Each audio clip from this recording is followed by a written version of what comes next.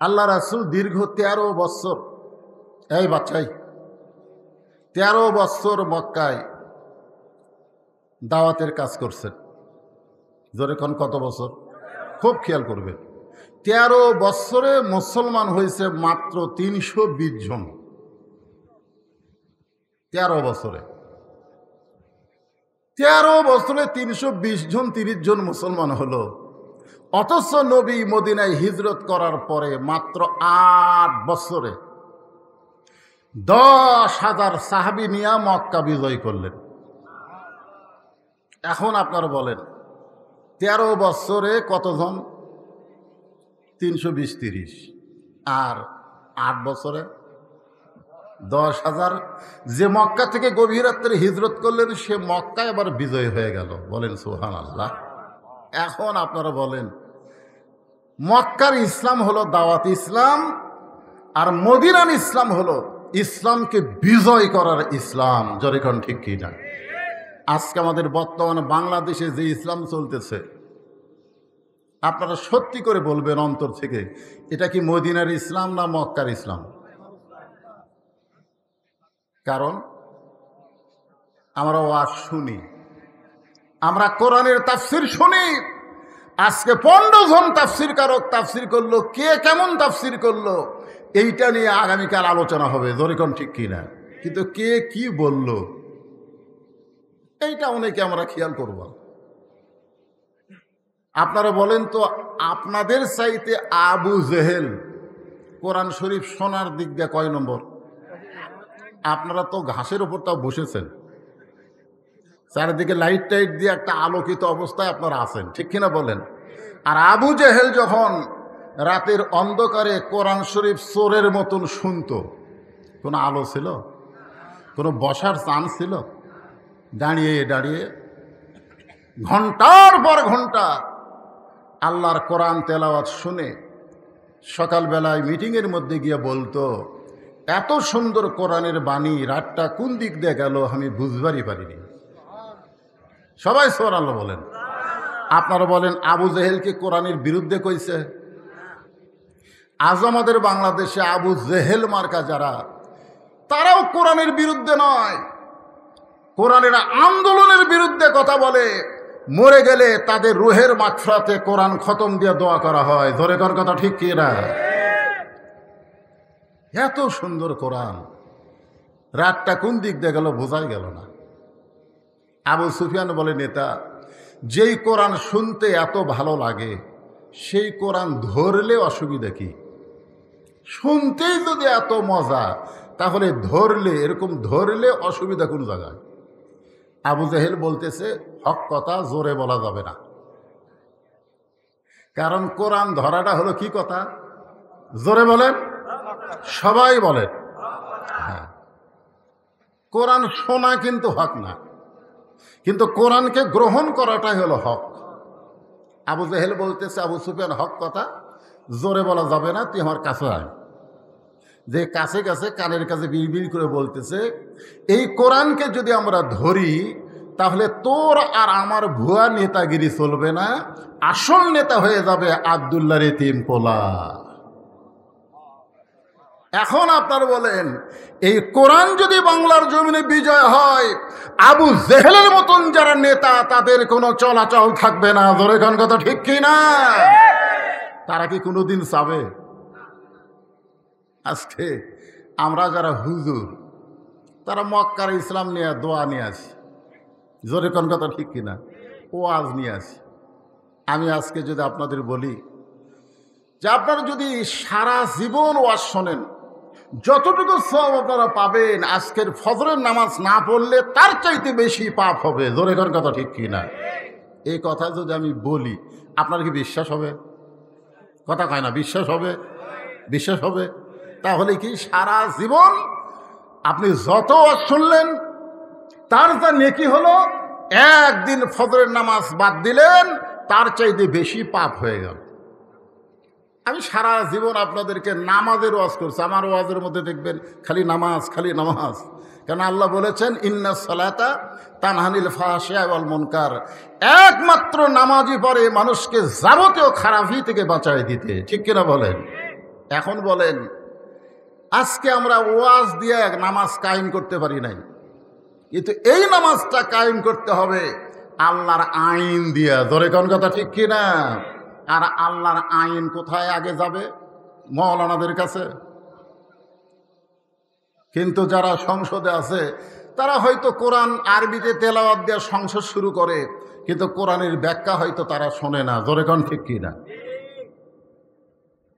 আবু জেহেল বললেন, আবু সুফিয়ান, এই কোরআন শুনতে পারবা, কিন্তু কোরআনকে গ্রহণ করা যাবে না, কারণ কোরআন যদি গ্রহণ করি তাহলে আমাদের মতন ভুয়া নেতৃত্ব চলবে না। এই কোরআনকে গ্রহণ করলে কোরআন মানুষকে কেমন নেতা বানায় দেয়, হযরত ওমর ফারুকের জীবনী পড়লেই সেটা জানা যায়। জোরেগণ ঠিক কি না?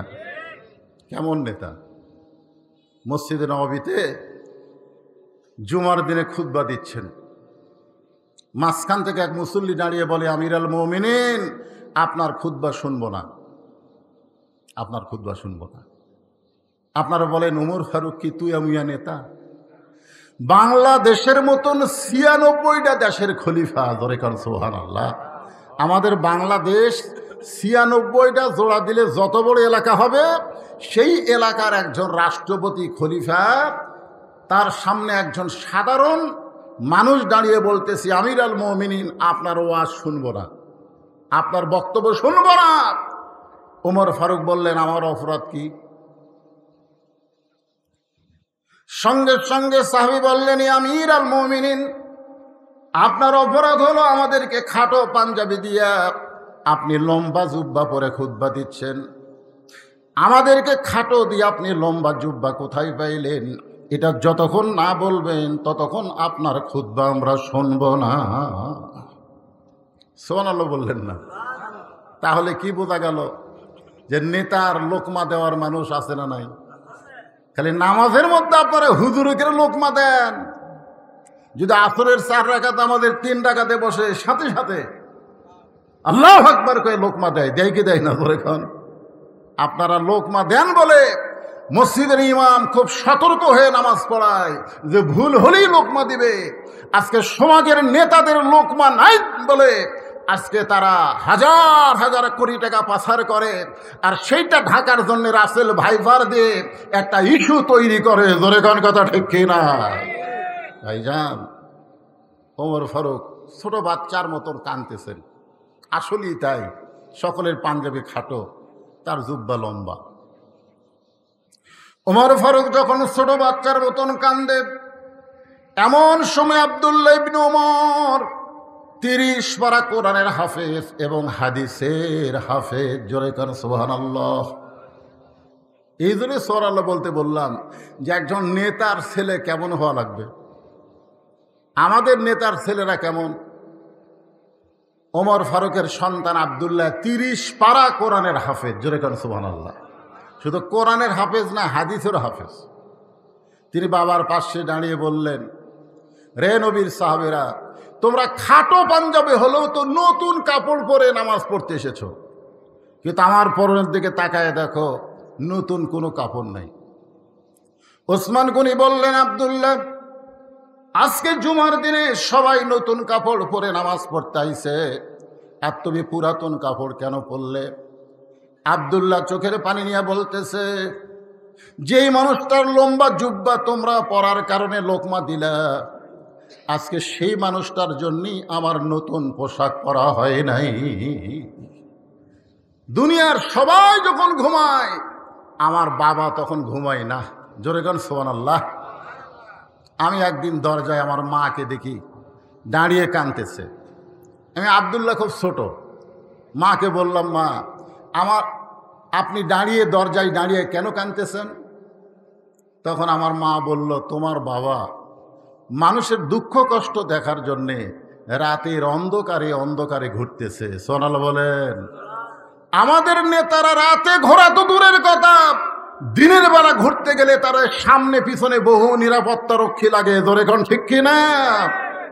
আর আল্লাহর কোরআন কেমন কিতাব, যেই কিতাব কোরআনকে গ্রহণ করলে রাতের অন্ধকারে অর্ধ জাহানের খলিফা ঘুরতেছে। হঠাৎ দেখে মদিনার বিস্তীর্ণ মরুভূমির ভিতরে একটা তাঁবু, সেই তাঁবুর ভিতর থেকে কান্নার আওয়াজ আসতেছে। ছোট্ট বাচ্চারা বলতেছে, মা খাবার না দিলে আমরা কিন্তু বাঁচব না। মা বলতেছে, একটু ধৈর্য ধরো, গোশত সিদ্ধ হলেই তোমাদেরকে খাবার দেব। ওমর ফারুক আশ্চর্য হয়ে গেলেন, যদি দুম্বার গোশত হয় বড়জোর 8 ঘন্টা লাগবে, উটের গোশত হলে 1 ঘন্টা লাগতে পারে। এত গভীর রাত হয়ে গেল, এখনো পর্যন্ত গোশত সিদ্ধ হয় না। সন্তানগুলো এমন করে কান্দে, তারপরে মায়ের অন্তরে কি দয়া হয় না? ওমর ফারুক পদ্মার অন্তরাল থেকে তাঁবুর পাশ থেকে বলতেছে, মা তোমার অন্তরে কি সন্তানের মায়া নাই? এত গভীর রাত হয়ে গেল, এখনো পর্যন্ত তোমার গোশত সিদ্ধ হয় না। মেয়েটা কান্দের বলে, পথিক তুমি যে রাস্তা দিয়ে যাচ্ছ চলে যাও, এমন একটা কষ্টের ভিতর আমি পড়েছি, আমার কষ্ট আমার আল্লাহ মনে হয় দেখে না। ওমর ফারুক আশ্চর্য হয়ে গেলেন, কি কষ্ট তোমার? বলে, আমার বাড়ি হলো ইয়ামিন দেশে, আমি মদিনা আসছিলাম হযরত উমরের কাছে কিছু পাওয়ার জন্যে আমার 2টা এতিম সন্তানকে নিয়ে।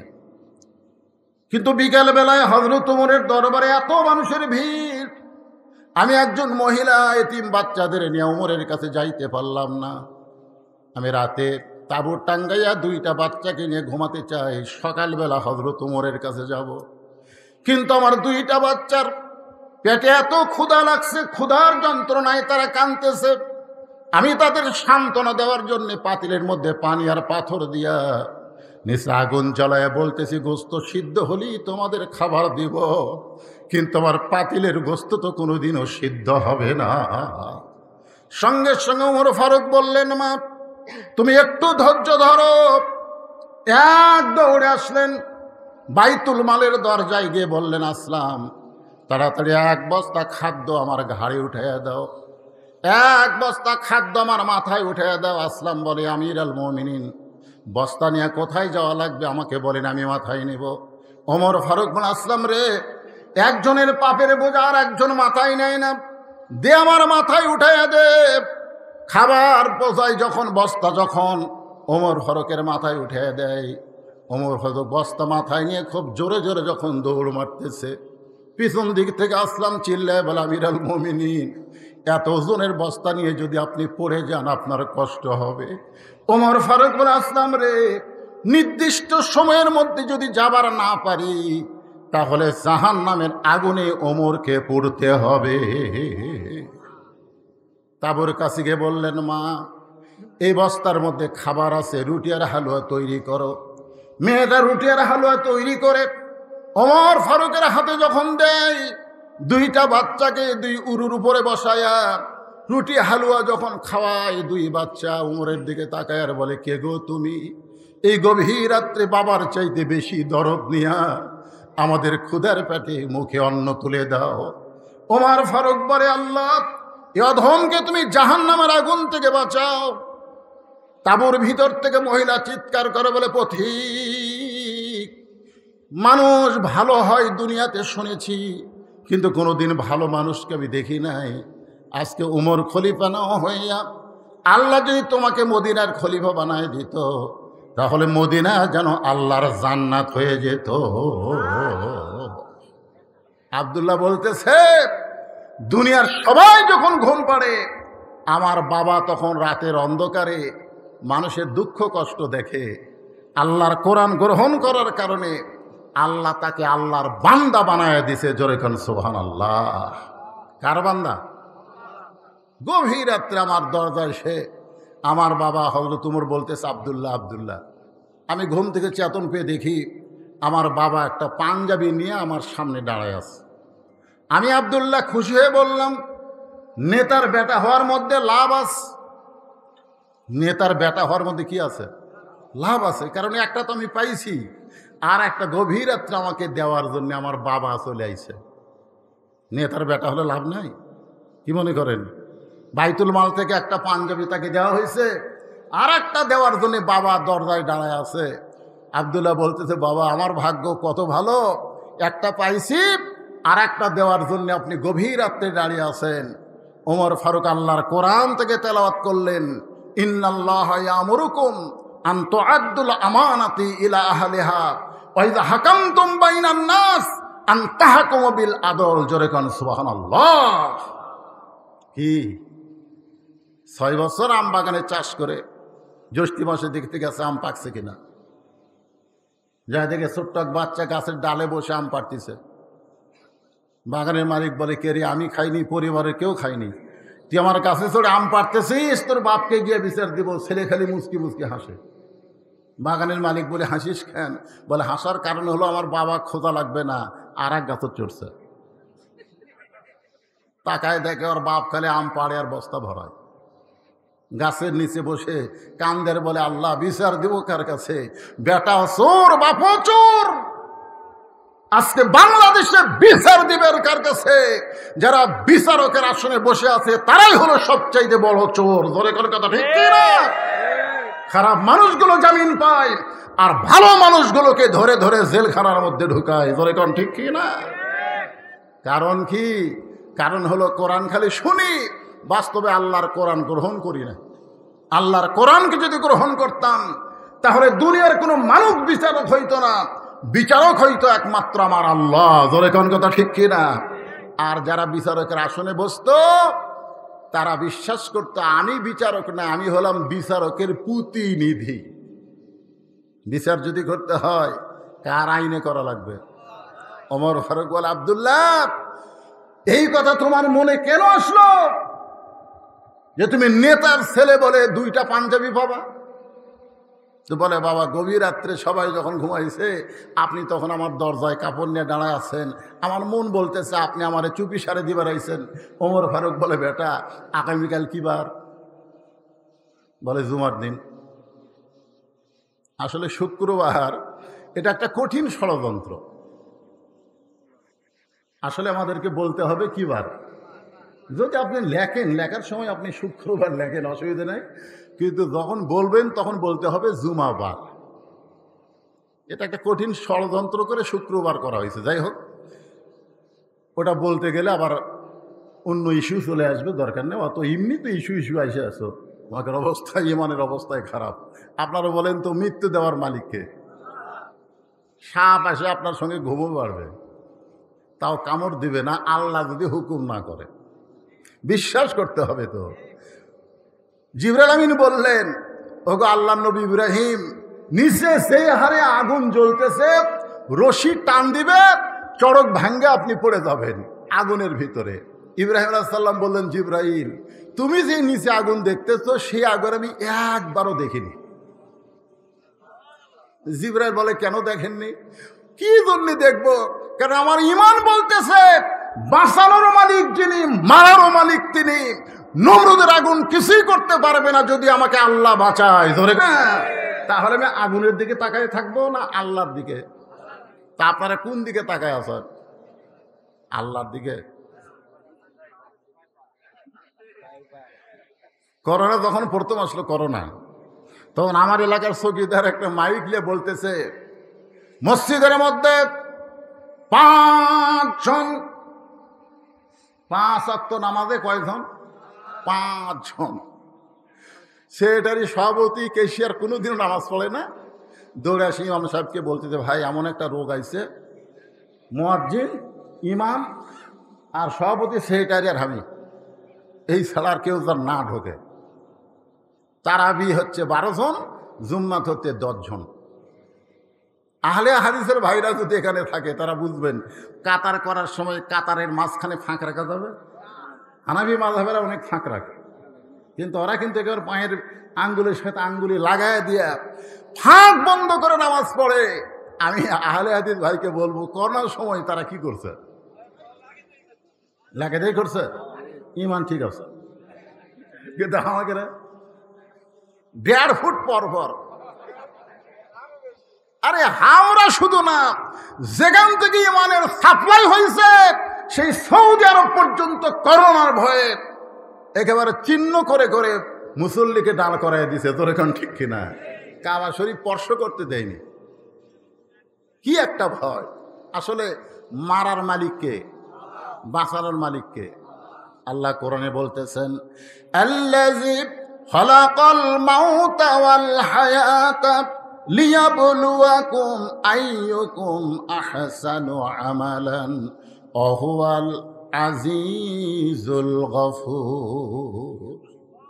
ওমর ফারুক বলতেছে, আব্দুল্লাহ, আগামীকাল রাত পোহালেই যে দিনটা আসবে, সেই জুমার দিন মসজিদের মেম্বরে আমাকে খুতবা দেওয়া লাগবে। এই খাটো পাঞ্জাবি পরে আমি খুতবা দিতে আমার বড় শরম লাগতেছে। আপনারাই সত্যি করে বলেন তো, যে মুসল্লির গায়ে যা থাকে ইমামের গায়ে কি তা থাকে? মুসল্লি কিন্তু শার্ট পরেও নামাজ পড়তে পারবে, কিন্তু হজরত ইমাম সাহেবেরা কি শার্ট পরে ইমামতি করতে পারবে? মুসল্লি কিন্তু দাড়ি কামিয়ে তেল তেলা করে এসে নামাজ পড়তে পারবে, কিন্তু ইমাম সাহেব কি পারবে? তাহলে আপনাকে মনে ইসলাম ইমাম সাহেবের জন্য আলাদা নাকি? বিশ্বাস করেন, একটা ফতুয়া কই ফেকা থেকে, ফেকা মানে খুব চিন্তা ভাবনা করে, ইমাম মানে নেতা, ধরে কারণ ইমাম মানে কি? নেতা, সর্দার। আচ্ছা, আপনাদের ইমাম সাহেব যদি আল্লাহর দল করে আর আপনার মুসল্লিরা যদি শয়তানের দল করেন, ওই ইমামের পিছনে আপনাকে নামাজ হবে? কেন হবে না? খালি কাতার সোজা করলে হবে না।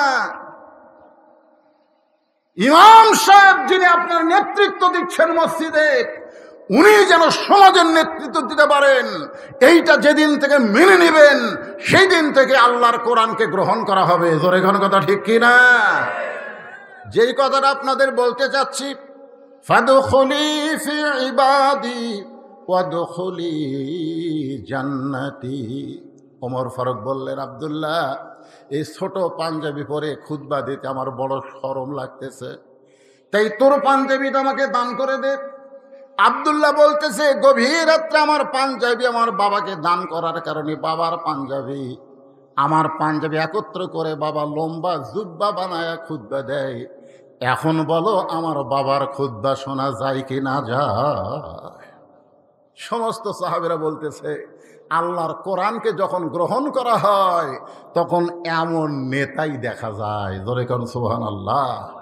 আজকে বেগুনবাড়ি এলাকার লোকেরা বলেন, আমরা এই দীর্ঘ রাত পর্যন্ত যে কোরআন শরীফ শুনলাম, শুধু আবু জেহেলের মতন শোনার জন্যে না গ্রহণ করার জন্যে? আল্লাহ কোরআনে বলেছেন, সামিনা ওয়া তাআনা, শুনতে হবে গ্রহণ করার নিয়তে। গ্রহণ করেন। আপনি হয়তো ভাবতেছেন, হুজুর, আমরা কয়জন কোরআন গ্রহণ করলে কি বাংলাদেশে কোরআন বিজয় হবে? আপনি শুধু নিজে কোরআন গ্রহণ করেন। আল্লাহ রাসূল বলেছেন, মান সারাল্লাহু তাআলা আশ-শাহাদাতা বিসিদকিন বাল্লাগাহুল্লাহু মানাজিলা শুহাদা ওয়া মাতা আলা ফিরাশিহি, রাওয়াহুল বুখারী কিতাবুল মাগাজি। জোরে কান সুবহানাল্লাহ। আল্লাহ রাসূল বলেন, দুনিয়াতে যারা কোরআন বিজয়ের আন্দোলন করবে, কোরআন বিজয়ের জন্যে ঐক্যবদ্ধ হওয়ার চেষ্টা করবে, সে যদি নিজের বিছনায়ও মৃত্যুবরণ করে, হাসরের ময়দানে আল্লাহ তাকে কোরআন বিজয়ের আন্দোলন করার কারণে শহীদের কাতারে দাঁড় করাইয়া দেবে। কোরআন শুনতে শুধু হবে না, কোরআনকে গ্রহণ করার মানসিকতা আমাদের তৈরি করা লাগবে। বলবেন, হুজুর কবে? যেভাবে আমরা ছাড় দিছি, আস্তে আস্তে আমাদের দেয়ার যে কি হচ্ছে আল্লাহ ভালো জানে। ছাড় দিচ্ছে না। আজকে আমরা মুখ বন্ধ করছি। মুখ বন্ধ করা, আপনারা বলেন তো, এই যে কুরবানির সময় যে গরু কিনলেন, আপনারা বলেন গরুর গোস্ত কত করে শেয়ার করছে? না না না, আমরা গ্রামগঞ্জে যারা কিনছি, আমি একটা কিনছিলাম, তো দেখলাম 550-র উপর যায় না। কিন্তু ওরা যা চাচ্ছে আমরা তাই দিচ্ছি, কারণ আমরা মুখ বন্ধ করে রাখছি। জোরে কোন কথা কর না কেন? আজকে মুখ বন্ধ করার কারণে গোস্তের দাম বাড়তেছে। আজকে মুখ বন্ধ রাখার কারণে আবার কি হলো? আচ্ছা ঠিক আছে, এখনই দোয়া হবে ইনশাল্লাহ।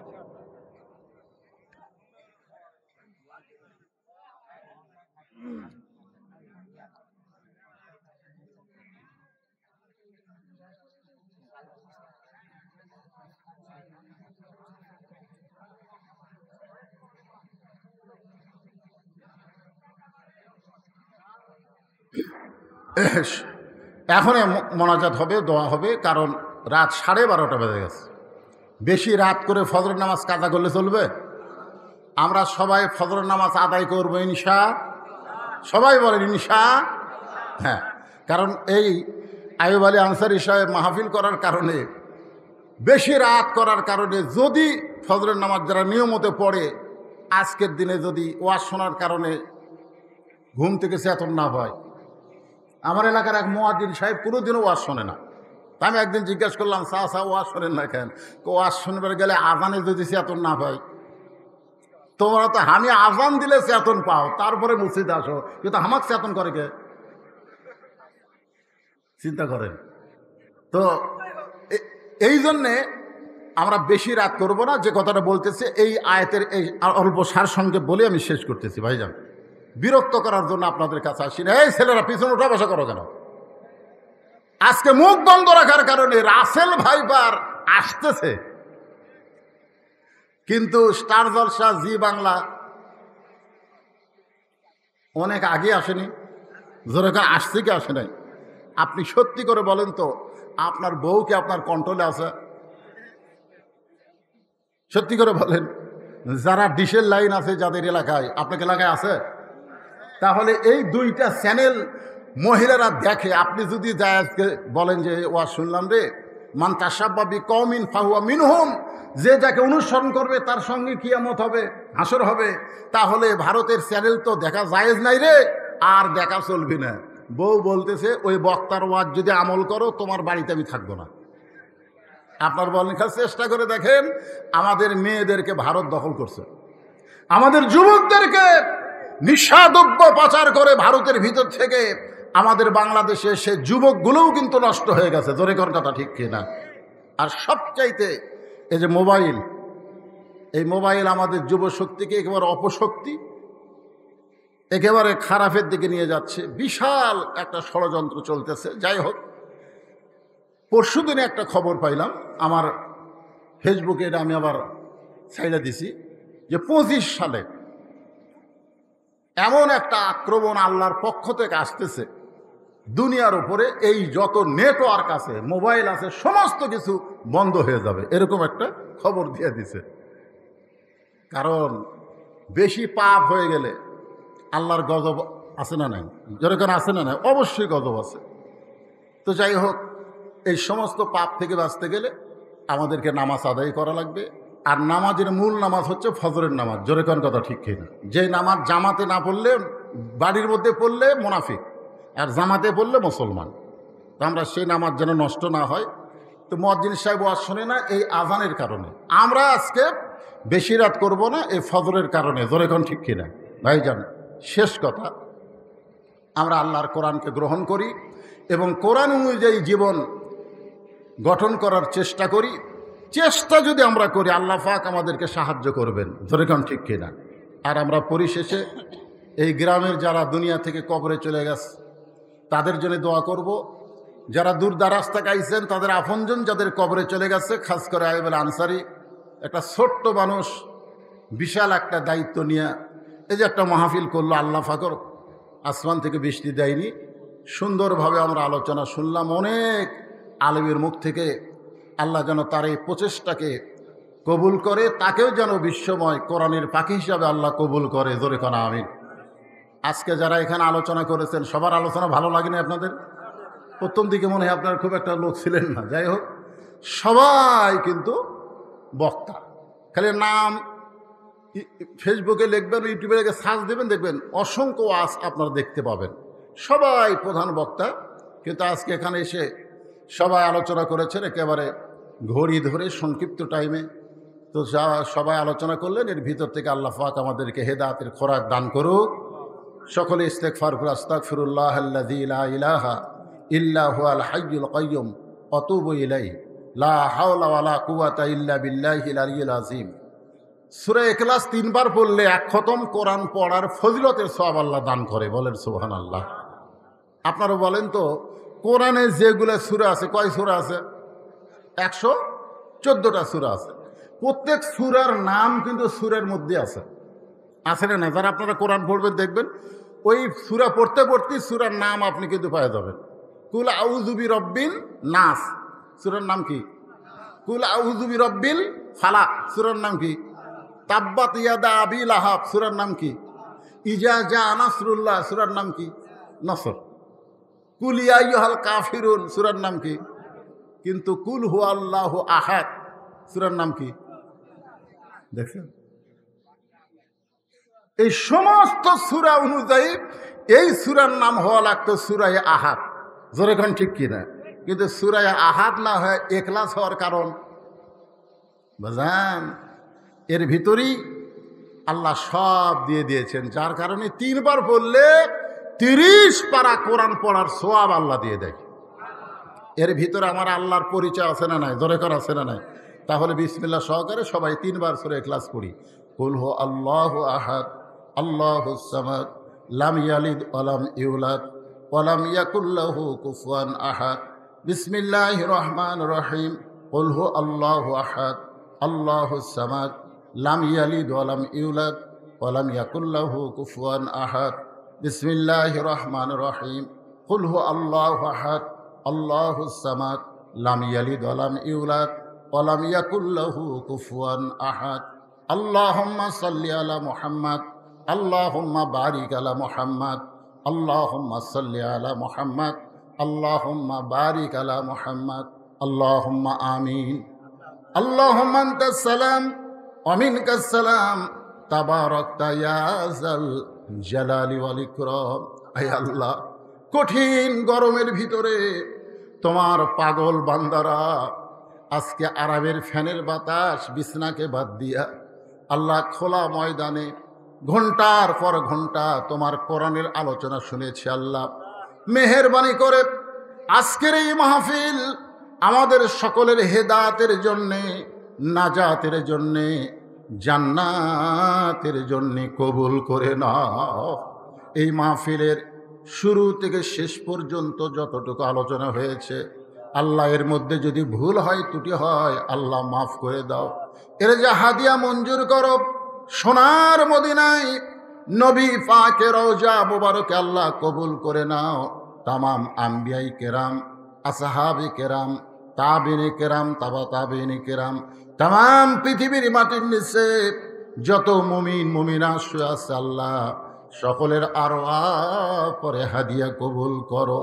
আয় আল্লাহ তাআলা, আমরা যারা হাত তুলেছি আমাদের মধ্যে জনম দুঃখনী মা যাদের দুনিয়া থেকে চলে গেছে আল্লাহ, মায়ের যে কি দরদ, যাদের মা আছে তারা হয়তো বুঝতেছে না, কিন্তু যাদের মা দুনিয়া থেকে চলে গেছে তারাই বুঝতেছে মায়ের মতন আপন কেহ নাই রে দুনিয়ায়।